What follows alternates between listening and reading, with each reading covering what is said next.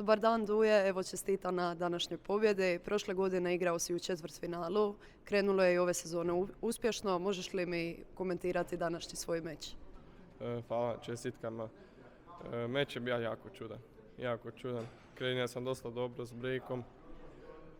Kako je igra išla, kako smo igrali s tempa, ja sam imao prednost, ali kako on pokušava sve više i više improvizira poen, nije se bilo lako snaći, pogotovo što sam bio dosta off, nemam puno mečeva iza sebe, tako da kad je on krenuo improvizirati sa svim i svačim, nije bilo lagano se snaći, tako da težak meč.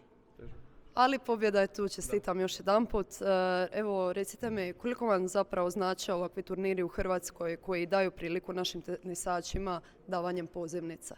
Znači puno, znači jako puno. I zahvaljujem se Toniju Dumjanoviću ovdje na pozivnici, naravno. Ali znači više radi podrške ljudi koji su tu.